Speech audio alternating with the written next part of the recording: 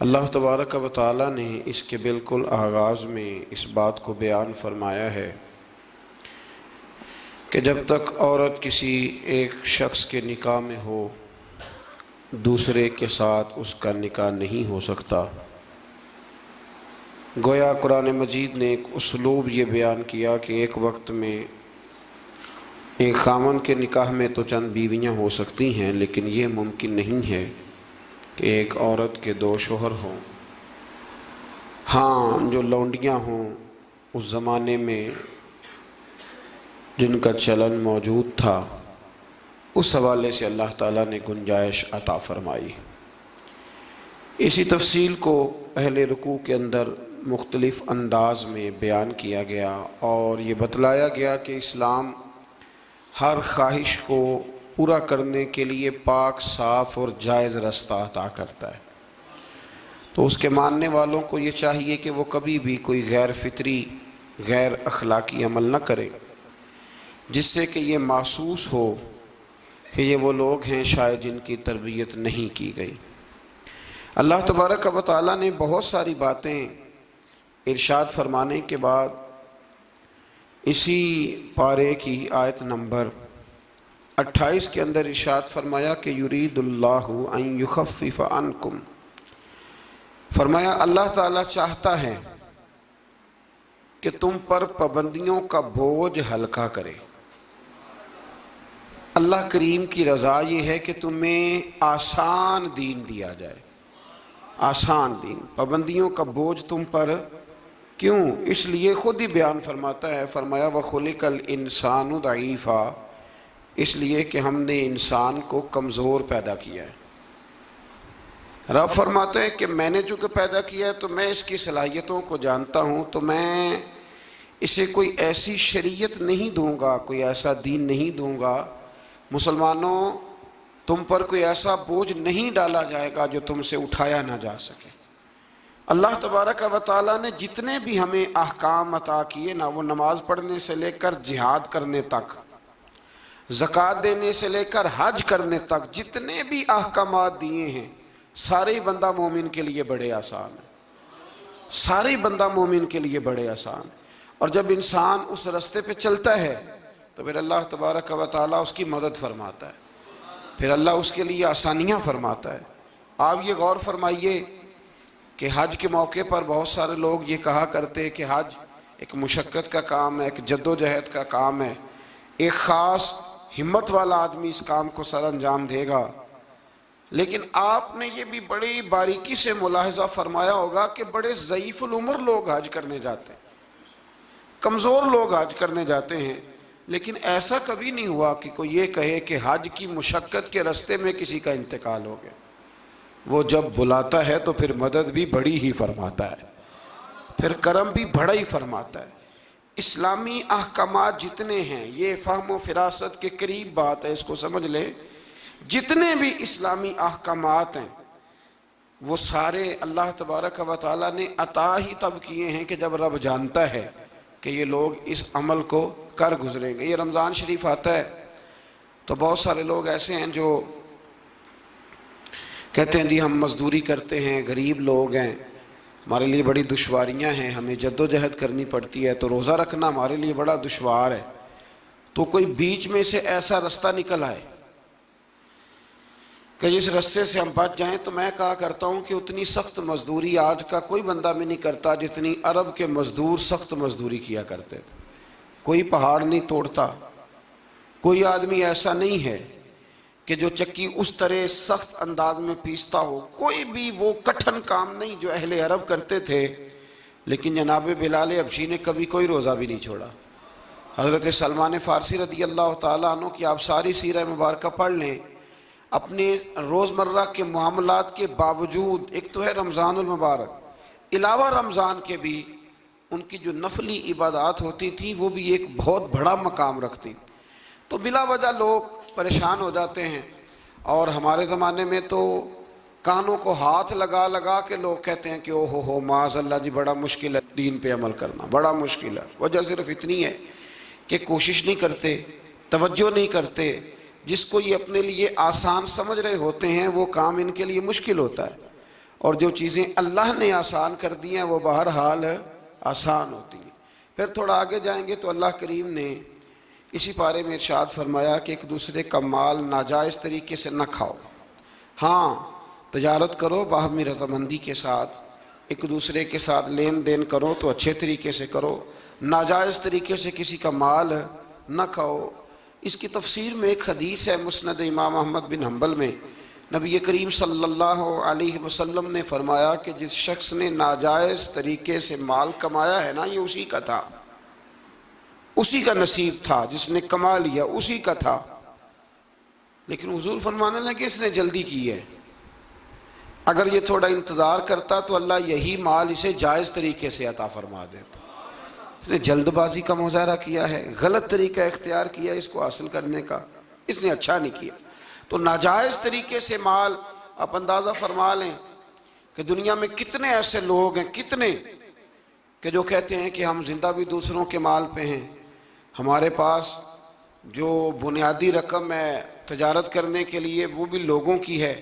لوگ چاہتے ہیں کہ دوسروں کے مال پر وہ اپنا قد اونچا کریں۔ اللہ تبارک و تعالیٰ نے اس بات سے سختی کے ساتھ منع فرما دیا۔ آیت نمبر 31 کے اندر اللہ تبارک و تعالیٰ نے ارشاد فرمایا کہ بڑے گناہوں سے بچنا، کبیرہ گناہوں سے بچنا۔ جو چھوٹے گناہ ہوں گے وہ تو اللہ اپنے فضل سے معاف فرما دے گا، لیکن تم کبیرہ گناہوں سے بچنا۔ کبیرہ گناہ کون سے ہیں؟ قتل سے بچنا، بہتان ترازی سے، پاک باز لوگوں پر بہتان لگانا کبیرہ گناہ، کبیرہ گناہ، قتل کبیرہ گناہ ہے، اور بہتان ترازی حدیث صحیح میں موجود ہے۔ ہمیں بالکل نہیں پتہ ہوتا کہ سامنے والے کے معاملات کیا ہیں، لیکن ہم بہتان لگا دیتے ہیں، اور شریعت کے اندر باقاعدہ اس کی حد رکھی گئی ہے، کوڑوں کی سزا رکھی گئی۔ جب تک آپ کو تحقیق نہ ہو جائے، میرے نبی کریم علیہ السلام نے فرمایا کسی شخص کے جھوٹا ہونے کے لیے اتنا ہی کافی ہے کہ سنی سنائی بات آگے بیان کر دیتا ہے، یہ جھوٹا ہے، اس کو چاہیے تھا اس کی تحقیق کرتا۔ اسی طریقے سے یتیم کا مال کھا جانا۔ یہ رمضان شریف آئے گا تو بڑے سارے لوگ چندہ لینے کے لیے میدانوں میں نکلیں گے، بڑے سارے لوگ یتیموں کا نام لیں گے، بیماروں کا نام لیں گے، کمزوروں کا نام لیں گے، مدارس کا نام لیں گے۔ اللہ سے ڈرنا چاہیے۔ اللہ کریم نے جو میرے اور میرے بچوں کے حصے میں رکھا ہے وہ کوئی دوسرا چھین سکتا نہیں، لیکن انداز غلط اختیار کرنا، اس سے انسان کا نقصان ہوتا ہے۔ کبیرہ گناہوں میں اس کو رکھا گیا۔ اسی طرح زنا کرنا، میدان جہاد سے بھاگ جانا، والدین کی نافرمانی کرنا، یہ سب کبیرہ گناہ ہیں۔ اور اللہ کریم نے آیہ مقدسہ میں ارشاد فرمایا کہ تم کبیرہ گناہوں سے بچ جانا، صغیرہ اللہ اپنے فضل سے معاف کر دے گا۔ صغیرہ گناہ کیسے معاف ہوتے ہیں؟ نبی کریم علیہ السلام نے فرمایا تم فرض نماز کے بعد نا 33 بار سبحان اللہ پڑھو، 33 بار الحمدللہ، اور 34 بار اللہ اکبر پڑھو۔ یا رسول اللہ کیا ملے گا؟ فرمایا تمہارے گناہ اگر سمندر کی جھاگ کے برابر بھی ہوئے تو اللہ اپنے فضل سے معاف فرما دے گا۔ اور فرمایا نماز تسبیح زندگی میں ایک دفعہ پڑھ لینا، اگر تمہارے گناہ سمندر کی جھاگ کے برابر ہوئے تو اللہ معاف فرما دے گا۔ بہت سارے ایسے وظائف، بہت سارے ایسے اعمال، لیکن ان سے صغیرہ گناہ معاف ہوتے ہیں، کبیرہ گناہ ان سے معاف نہیں ہوتے۔ تھوڑا سا آگے چلیں گے تو اللہ تبارک و تعالیٰ نے حکم دیا ہے کہ اللہ کی عبادت کرو، لیکن فقط عبادت کر کے اپنے آپ کو مطمئن نہ کرو، بلکہ اس کے ساتھ حقوق بھی ادا کرو۔ وَاعْبُدُوا اللَّهَ وَلَا تُشْرِكُوا بِهِ شَيْئًا، اللہ کی عبادت کرو اور اس کے ساتھ کسی کو شریک نہ ٹھہراؤ، اور اس سے آگے بھی بڑھو۔ وَبِالْوَالِدَيْنِ إِحْسَانًا، اپنے والدین کے ساتھ احسان کرو۔ یہاں مفسرین نے بیان کیا کہ یہ نہیں کہا گیا کہ والدین پر احسان کرو، والدین کے ساتھ احسان کرو، ان کے ساتھ اچھا رویہ اختیار کرو۔ حضرت قاضی صاحب رحمۃ اللہ نے یہاں ایک جملہ لکھا ہے، بڑا ہی دل کرتا ہے میرا کہ وہ جملہ کہہ دوں۔ قاضی صاحب فرمایا کرتے کہ نیکی کا بدلہ نیکی یہ جزا فرماتے ہیں، جو احسان ہوتا ہے نا، یہ سامنے والے نے جتنی نیکی کی ہو اس سے بڑھ کر اس کے ساتھ کرنے کو احسان کہتے ہیں۔ تو آپ فرماتے ہیں کہ اگر اماں تیرے لیے ایک رات بیدار رہی ہے تو کوشش کر تو 2 راتیں رہا کر، اور اگر والد نے اپنی زندگی کے 30 سال تجھے دیے ہیں تو تو دعا کر کہ کم از کم تو 35 سال اللہ تجھے توفیق دے تو ان کی خدمت کرے۔ پھر آگے ارشاد فرمایا کہ وَبِذِي الْقُرْبَى وَالْيَتَامَى وَالْمَسَاكِينِ وَالْجَارِ ذِي الْقُرْبَى وَالْجَارِ الْجُنُبِ وَالصَّاحِبِ بِالْجَنبِ وَابْنِ السَّبِيلِ، فرمایا یہ ایک لسٹ ہے، ان سب کے ساتھ اچھا سلوک کرو، والدین کے ساتھ بھی، قریبی رشتہ داروں کے ساتھ بھی، یتیموں کے ساتھ بھی، مسکینوں کے ساتھ بھی، پڑوسیوں کے ساتھ بھی، اور وہ پڑوسی جو رشتہ دار ہوں اور وہ پڑوسی جو رشتہ دار نہ بھی ہوں، اور وہ جو تمہارے مجلس کے ساتھی ہیں، کلاس فیلو ہیں، دفتر کے ساتھ رہنے والے ہیں، دوست ہیں، کلیگ ہیں، ان کے ساتھ بھی اچھا سلوک کرو، اور مسافروں کے ساتھ بھی اچھا سلوک کرو۔ وَمَا مَلَكَتْ أَيْمَانُكُمْ، اور وہ جو تمہارے قبضے میں ہیں، تمہارے داہنے ہاتھ جن کے مالک ہوئے، یعنی جو تمہارے ملازم ہیں، جو تمہارے غلام ہیں، ان کے ساتھ بھی سلوک۔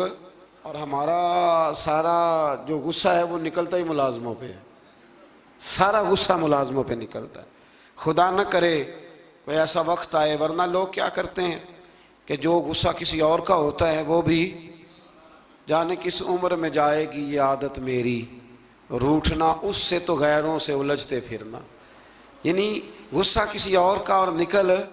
حضرت صدر الشریعہ رحمۃ اللہ علیہ صاحب بہار شریعت فرمایا کرتے تھے کہ جو ٹیچر ہے نا پڑھاتا ہے، اور جب غصے کی حالت میں ہو تو کلاس میں نہ آیا کرے، ایسا نہ ہو کہ بیگم صاحبہ کا غصہ بھی بچوں پہ نکال کے چلا جائے، وہ کلاس میں نہ آئے، وہ جب اپنے مزاج کو معتدل پائے تو پھر وہ کلاس میں آئے۔ اللہ تبارک و تعالیٰ نے اس آیت میں وہ سارا چارٹر دیا، وہ لسٹ دی، یہ وہ سارے لوگ ہیں جن کے ساتھ تم نے اچھا سلوک کرنا ہے۔ اور آخر میں فرمایا ان اللہ لا يحب من کان مختالا فخورا، فرمایا اللہ تعالیٰ پسند نہیں کرتا اس شخص کو جو مغرور بھی ہو، فخر کرنے والا بھی ہو، متکبر ہو، ایسے لوگوں کو اللہ مختالا فخورا، اللہ اس آدمی کو جو متکبر ہے، جو اتراتا ہے، اس کو اللہ پسند نہیں کرتا۔ تو پیچھے حقوق کا بیان تھا، تو آخر میں فرمایا کہ تکبر کرنے والے اللہ کو پسند، اس کا مطلب ہے حقوق وہ بندہ عطا نہیں کرتا جو متکبر ہوتا ہے، جس میں عاجزی ہوتی ہے نا، وہ ماں باپ کے حق میں بھی اچھا ہوتا ہے، وہ رشتہ داروں کے حق میں بھی، مسکینوں کے حق میں بھی، کلاس فیلو کے حق میں بھی، یہ اللہ کریم نے بیان کر دیا۔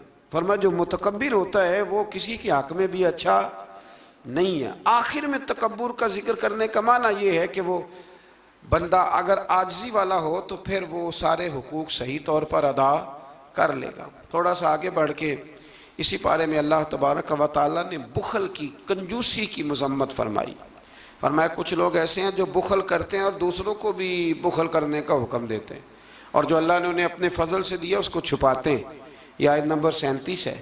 آپ کو بہت سارے لوگ معاشرے میں ایسے ملیں گے جو آپ کو مشورہ دیں گے، چھوڑو یار، یہ ان لوگوں کا تو کام ہے چندے جمع کرنا، یہ تو کام ہے ان لوگوں کا، یہ آ جاتے ہیں ویلفیئر سوسائٹی والے، یہ آ جاتے ہیں سڑک بنانے والے، اسکول والے، یہ لوگ آ جاتے ہیں، تو یہ مشورہ دیا جاتا ہے، خود بھی بخل کرتے ہیں اور لوگوں کو بھی بخل کا مشورہ دیتے ہیں۔ یاد رکھے اللہ تبارک و تعالیٰ جب آپ کو آپ کی ضروریات سے زیادہ دیتا ہے نا، تو اس کا مطلب ہے کہ پھر اللہ نے آپ کو کسی کے لیے بانٹنے کے لیے دیا ہے۔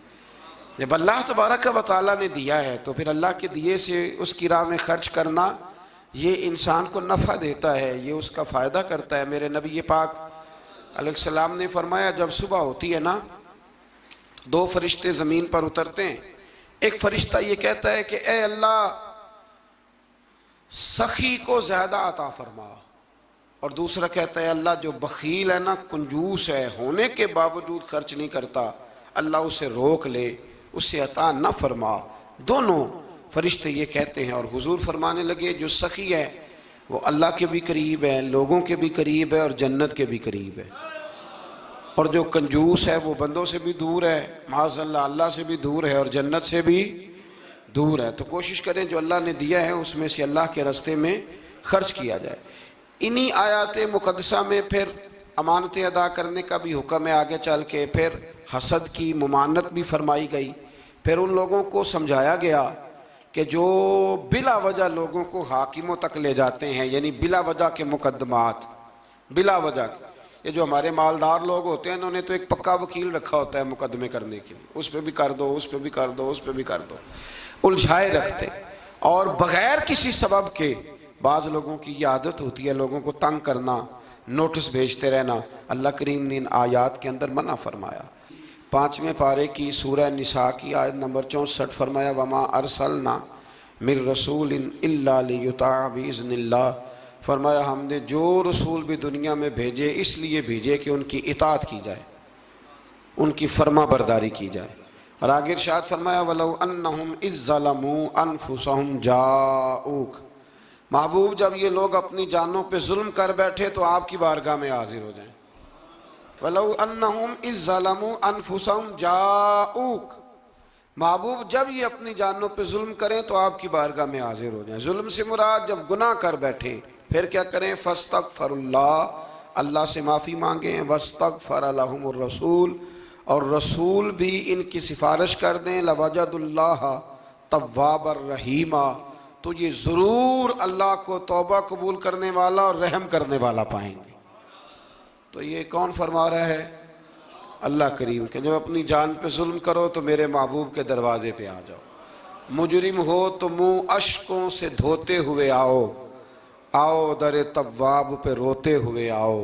قرآن میں موجود ہے توبہ کا طریقہ, سرکار کی دہلیز سے ہوتے ہوئے آؤ. اب کچھ لوگ یہاں اپنی مرضی کی تشریح بھی کرتے ہیں, کچھ لوگوں کا مزاج بن جاتا ہے. وہ کہتے ہیں جی پہلے تو کہنے لگے کہ اس آیہ مبارکہ کے مفاہیم ہی کچھ اور ہیں, پھر جب امت نے زیادہ بیان کیا تو کہنے لگے یہ حضور کی حیات ظاہرہ تک تھی. تو میں نے کہا یہ کہاں لکھا ہوا ہے؟ قرآن مجید میں کہاں لکھا ہوا ہے؟ اللہ پاک نے تو مطلق کہہ دیا کہ جب بھی ظلم کرو تو میرے محبوب کی بارگاہ میں. چاہیے تھا نا کہ جو تشریح تم کر رہے ہو, اللہ کریم انہی الفاظ کے ساتھ بیان فرماتے کہ زندگی میں جانا بعد از وصال نہ جانا. تو جب اللہ کریم نے اس حکم کو مطلق رکھا, مسند امام احمد بن حنبل میں حدیث ہے, خلیفہ عبد الملک بن مروان کہتا ہے کہ میں رات کے وقت نا نبی کریم علیہ السلام کے روضہ اطہر کی طرف نکلا تو میں نے ایک شخص کو نا حضور کی قبر انور پر لیٹے ہوئے دیکھا. اور کس طرح لیٹے تھے کہ اپنے رخسار نبی پاک علیہ السلام کی قبر کے ساتھ وہ رگڑ رہے تھے. تو کہتے میں نے ان کو ٹھوکر ماری. میں نے کہا تمہیں پتہ ہے تم کیا کر رہے ہو؟ کہتے ہیں جب انہوں نے چہرہ اٹھایا تو میں حیران ہی ہو گیا کہ وہ عام آدمی نہیں, وہ تو حضرت ابو ایوب انصاری ہیں. اور کہنے لگے مجھے پتہ ہے میں کیا کر رہا ہوں, میں کسی بت اور پتھر کے پاس نہیں آیا, میں اپنے رسول کے پاس حاضر ہوا. حضرت ابو ایوب انصاری. یہ انداز دیا ہے ہمیں صحابہ نے. حضرت مولا کائنات شیر خدا علی المرتضیٰ رضی اللہ تعالیٰ عنہ فرماتے ہیں حضور کے وصال کو تیسرا دن تھا, بڑی تکلیف تھی, بڑا غم تھا, دکھ ابھی تازہ تھا. میں حضور کی قبر انور سے تھوڑے سے فاصلے پر بیٹھا تھا. امام قرطبی نے اس کو لکھا ہے. تو کہتے ہیں ایک شخص آیا اور مجھ سے آ کے پوچھتا ہے کہ نبی پاک علیہ السلام کہاں ہیں؟ کہتے چونکہ زخم تازہ تھا, 3 دن گزرے تھے, تو میں رو پڑا. میں نے کہا وہ جو سامنے مزار پر انوار ہے نا قبر اطہر, وہ میرے نبی پاک کی ہے. تو کہتے ہیں وہ حضور کی بارگاہ میں آیا اور اس نے مٹی اٹھا کے اپنے سر پہ ڈالی. عرض کرنے لگا یا رسول اللہ صلی اللہ علیہ وسلم, رب فرماتا ہے ظلم کر لو تو میرے محبوب کی بارگاہ میں آؤ, تو میں تو آ گیا ہوں, مجھ سے غلطی ہو گئی, بھول گیا تو حضور میں آ گیا ہوں, تو آپ نے پردہ کر لیا, میں کدھر جاؤں؟ حضرت علی فرماتے ہیں وہ اس درد سے رویا کہ میں بھی رو پڑا. آپ فرماتے ہیں مجھے اللہ کی عزت کی قسم میں نے اپنے کانوں سے سنا حضور کی قبر انور کے اندر سے آواز آئی, او اعرابی چلا جا, اللہ نے تیرے سارے گناہ معاف فرما دیے. مجرم ہو تو منہ اشکوں سے دھوتے ہوئے آؤ, آؤ در تواب پہ روتے ہوئے آؤ. قرآن میں مذکور ہے توبہ کا طریقہ, پر سرکار کی دہلیز سے ہوتے ہوئے آؤ. اور پھر بالکل متصل اس سے آگے فرمایا فلا وربک لا یؤمنون حتی یحکموک فیما شجر بینہم. کیا انداز ہے, اور اس انداز کی یہ قرآن مجید میں شاید انفرادی آیت ہو. فرمایا محبوب مجھے تیرے رب کی قسم. عجیب انداز ہے نا قسم اٹھانے کا, اے محبوب مجھے تیرے رب کی قسم. یہ انوکھا انداز ہے قرآن مجید کا. فرمایا محبوب مجھے تیرے رب کی قسم, یہ لوگ اتنی دیر تک مومن نہیں ہو سکتے جب تک اپنی ہر بات میں تیرا فیصلہ قبول نہیں کر لیتے. بڑا معروف واقعہ ہے، لیکن یہاں اس کا ذکر کرنا بھی بڑا ہی ضروری ہے۔ ایمان اور عقیدے کے لحاظ سے وہ اتنا زرخیز واقعہ ہے، اتنی خوبصورت ٹھنڈک ہے کہ جو دل کو، آنکھوں کو، کلیجے کو سکون دیتا ہے۔ ایک منافق کا اور ایک یہودی کا جھگڑا ہو گیا۔ وہ جو منافق تھا نا وہ کلمہ پڑھتا تھا، منافق کہتے ہیں اس کو ہیں جو اپنی زبان سے کلمہ پڑھے اور اندر اس نے نفاق چھپایا، وہ دونوں کا جھگڑا ہو گیا۔ نبی کریم علیہ السلام کی بارگاہ میں حاضر ہوئے تو حضور نے فیصلہ یہودی کے حق میں دیا، کلمہ گو کے حق میں نہیں دیا، اس منافق کے حق میں۔ وہ نہ کہنے لگا جی میں تو فیصلہ حضرت عمر سے کراؤں گا۔ وہ حضرت عمر فاروق کے پاس گئے اور جا کر کے کہا کہ یہ ہمارا معاملہ ہے تو فیصلہ کر دے۔ جناب عمر بات سننے ہی لگے تھے کہ وہ یہودی بولا، کہنے لگا عمر ایک بات کا لحاظ کر لینا کہ نبی کریم کی بارگاہ میں یہ بات پہلے سے طے ہو چکی ہے اور حضور نے میرے حق میں فیصلہ دے دیا ہے، پر یہ کلمہ پڑھ کے کہتا ہے کہ میں نے عمر سے فیصلہ کرانا ہے، میں معاذ اللہ حضور کے فیصلے کو نہیں مانتا۔ جناب عمر فرمانے لگے بیٹھو پھر میں ابھی آیا۔ حضرت عمر اندر تشریف لے گئے اور تلوار لائے، اور تلوار اٹھاتے ہی اس منافق کی گردن اتار دی۔ فرمایا جو میرے نبی کا فیصلہ نہ مانے، عمر کی تلوار اس کا فیصلہ کر دیا کرتی ہے۔ شور ہو گیا جیسے آج لوگ شور کرتے ہیں، کلمہ گو کو ایسے کہہ دیا، کلمہ گو کو یہ، وہاں بھی شور ہو گیا کہ کلمہ گو مار دیا جی عمر نے، کلمہ پڑھنے والا مار دیا، کلمہ پڑھنے والا مار دیا، مسلمان مار دیا، وہ تو کلمہ پڑھتا تھا۔ جب بہت شور ہوا تو اللہ تعالیٰ نے قرآن مجید کی یہ آیت نازل فرمائی، فرمایا محبوب کون سا کلمہ اور کون سا اس کا ایمان، ایمان تو تب مکمل ہوگا جب تیرے فیصلے قبول کرے گی۔ کلمہ پڑھنے سے تھوڑی ایمان مکمل ہوگا، جب تک تیرا فیصلہ ہی قبول نہیں کرتے۔ تو جس کا رب ہی ایمان قبول نہ کرے، لوگوں کو کیا ضرورت ہے شور کرنے کی کہ بڑا ایمان والا ہے، اللہ ہی جس کا ایمان قبول نہ کرے۔ تو میرے عزیز دوستو، اللہ تبارک و تعالیٰ نے آگے چل کے پھر اس گروہ کا ذکر بھی اسی سورہ مبارکہ میں اور اسی پارے میں بیان فرمایا، جس گروہ کے رستے پر چلنے کی ہم ہر نماز میں دعا مانگتے ہیں، انعم اللہ علیہم من النبیین والصدیقین والشہداء والصالحین۔ فرمایا وہ جو تم ہر نماز میں کہتے ہو نا صراط الذین انعمت علیہم، تو انعام یافتہ لوگ اس سورہ مبارکہ نے آیت نمبر 69 میں بیان کیے۔ فرمایا وہ انبیاء ہیں، صدیقین ہیں، شہداء ہیں، صالحین ہیں، اور انداز دیکھیے کتنا شاندار ہے قرآن کا۔ فرمایا وَحَسُنَ أُولَئِكَ رَفِيقًا، فرمایا یہ کتنے اچھے ساتھی ہیں، وَحَسُنَ کتنے حسین دوست ہیں، یہ ان سے دوستی کرو، ان سے دوستی، یہ بڑے حسین لوگ ہیں، بڑے حسین انبیاء، صدیقین، شہداء اور صالحین۔ تو اللہ تبارک و تعالیٰ نے پھر طاغوت کے رستے پر چلنے سے منع فرمایا اور اپنے رستے پر چلنے کا حکم دیا۔ ایک آیہ کریمہ اور پڑھتا ہوں اور بات کو سمیٹتے ہیں۔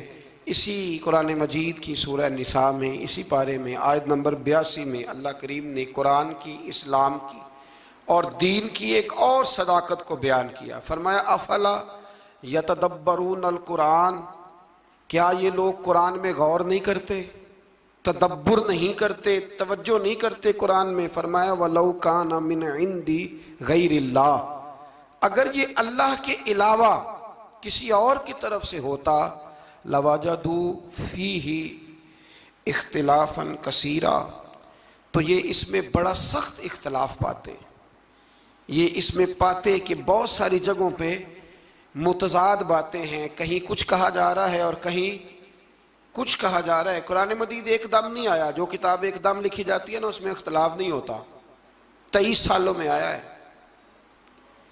لیکن جو بات پہلے دن بیان ہو رہی تھی غار حرا میں، آخری دن حجت الوداع میں بھی وہی بات بیان ہو رہی ہے، تو سمجھ لیں کہ جب 23 سالوں کے اندر ایک جملے کا، ایک فکرے کا تضاد قرآن میں نہیں آیا تو پھر یہ کسی غیر کا کلام نہیں، یہ اللہ ہی کا کلام ہے۔ تو قرآن مجید میں الحمد سے لے کر والناس تک کسی بات میں کوئی تضاد نہیں۔ آج بھی کئی کتابیں بڑے بڑے زبردست لوگ لکھتے ہیں، بڑے بڑے اچھے ادیب لکھتے ہیں، بڑے بہترین صاف ستھرے قلم والے لوگ جن کو شستہ لکھنا آتا ہے، صاف ستھرا لکھتے ہیں، شعر و شاعری سے ان کا اچھا شغف ہوتا ہے، لیکن ان کے نظریے کی کئی دفعہ سمجھ نہیں آتی، پہلے صفحے پہ کچھ اور کہہ رہے ہوتے ہیں، بیچ میں جا کے وہ لفظوں کا ہیر پھیر تو ٹھیک ہوتا ہے لیکن جملوں کی کوئی ترتیب نہیں ہوتی. بڑے بڑے عمدہ لوگ آپ کو ملیں گے کہ ان کی باتوں میں تضاد ہوتا ہے، گفتگو کے اندر بہت ساری چیزیں آپ کو ایسی مل جاتی ہیں. کیونکہ کمزور ہے نا، انسان ہے، انسان کبھی کچھ کہتا ہے اور کبھی کچھ کہتا ہے. اس لیے انسان کی اور رب کریم کی تخلیق اور گفتگو میں بڑا فرق ہے. حضرت حکیم الامت مفتی احمد یار خان صاحب نعیمی رحمۃ اللہ علیہ نے یہاں ایک بات بڑی شاندار بیان فرمائی. آپ فرماتے ہیں کہ انسان نے ٹرین تو بنا لی ہے پر کوئی انسان چیونٹی نہیں بنا سکا. ٹرین بڑی ہوتی ہے نا، بلکہ بہت بڑی ہوتی ہے، اور چیونٹی اس کے مقابلے میں چھوٹی ہوتی ہے. تو فرماتے ہیں کہ ٹرین بنا لی ہے پر آج تک کوئی بندہ چیونٹی. فرمانے لگے بڑے بڑے اس نے بلب بنا لیے، لائٹیں بنا لی، بڑا کچھ کر لیا، پر جگنو بنا سکا. جگنو بڑا چھوٹا ہوتا ہے، تو اس نے بڑا کچھ بنا لیا ہے پر جگنو نہیں بنا سکا. تو سمجھ میں یہ بات آتی ہے، شعور میں یہ بات بیٹھتی ہے کہ اللہ کی تخلیق صرف اللہ ہی کی ہے. کسی بندے کی تخلیق، حالانکہ وہ بھی اللہ کی دی ہوئی عقل سے کچھ تخلیق کرتا ہے، اگر کرتا ہے اللہ کے دی ہوئی طاقت سے کرتا ہے، لیکن رب کریم کی تخلیق کے قریب قریب بھی کوئی چیز جا سکتی. تو اگر ہمیں بندوں کا کلام بڑا فائدہ دیتا ہے، حضرت میاں محمد بخش صاحب رحمۃ اللہ علیہ کا کلام پڑھا جائے چونکہ ہمیں سمجھ آتی ہے تو اس کا سحر طاری ہو جاتا ہے. اسی طریقے سے اگر کوئی اچھا باعمل عالم گفتگو کرے تو دل پہ بات اثر کرتی ہے. اور میرے رسول کریم اگر کلام فرمائیں تو حضرت انس بن مالک فرماتے ہیں حضور گفتگو کرتے تھے قیامت کے بارے میں تو لگتا تھا اٹھ کے باہر جائیں گے تو قیامت آ جائے گی. تو یہ ساری باتیں اگر اثر رکھتی ہیں تو پھر بتائیے اللہ کا قرآن کتنا اثر رکھتا ہے. اس میں تدبر کریں، اس میں غور کریں، اس میں فکر کریں تو انشاءاللہ اللہ تبارک و تعالیٰ بہت سارے راستے آسان کرے گا. اللہ سمجھنے کی توفیق عطا فرمائے. آخر دعوانا